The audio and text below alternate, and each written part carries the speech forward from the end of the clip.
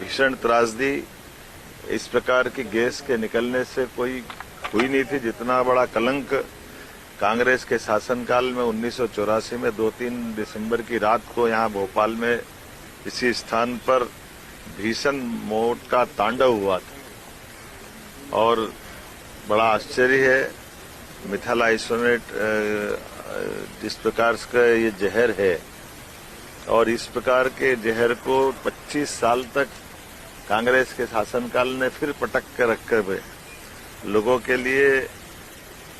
इस डरावने स्थान को भूता बनाने का जो निर्णय किया था, हमारी सरकार ने कोर्ट और कोर्ट की व्यवस्थाओं में जवाबदारी के साथ निर्वहन करते हुए और आज भी हम उस तमाम जो इस घटना के कारण काल कवलित हुए, जिनकी दुखद मृत्यु हुई या वो बीमार हुए, उनके साथ सभी प्रकार की सहानुभूति के साथ उनके जीवन के उस कठिनाई के क्षण में सरकार खड़ी भी है। लेकिन आश्चर्य है, कांग्रेस ने एक के बाद एक पाप की।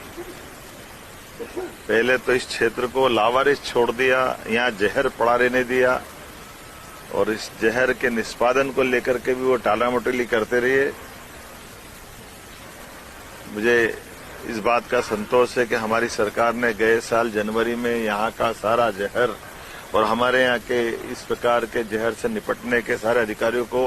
मैं बधाई देना चाहूंगा, जिन्होंने कोर्ट के डायरेक्शन के आधार पर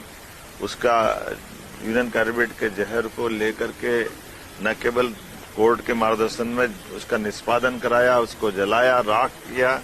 बल्कि पूरे प्रदेश को महफूज करके दुनिया के अंदर ये संदेश दिया कि इस प्रकार से जहर के ऐसे खतरनाक रसायन से निपटने के लिए भी हमारे यहाँ के विज्ञान ने, हमारे वैज्ञानिकों ने, हमारे लोगों ने अच्छी प्रगति करके उससे निपटने के लिए मानव हानि को बचाते हुए, खासकर कोई किसी प्रकार की जनहानि न हो, इस प्रकार के प्रबंधन करते हुए उस घटनाक्रम को, अतीत के घटनाक्रम के काले कलंक को धोने का प्रयास किया। हम अपने इस राज्य के लिए, राज्य की जनता के लिए, भोपाल राजधानी है, इसका मान सम्मान बढ़ाने के लिए और कांग्रेस के कुशासन के उस कलंक को मिटा करके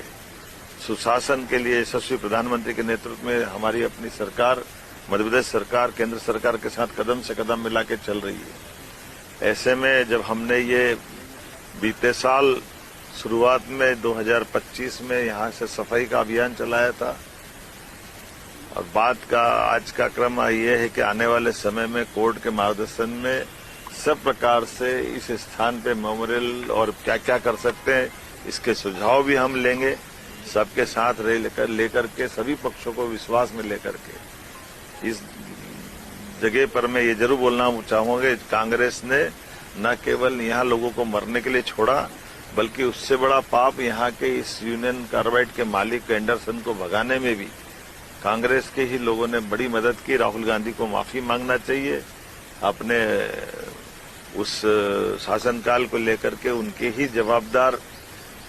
दादी और पिता के शासनकाल के समय में भी ये कलंक बना रहा।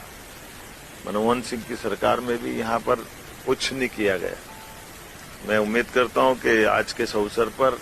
हमारी सरकार जब सब क्षेत्रों के एक एक बने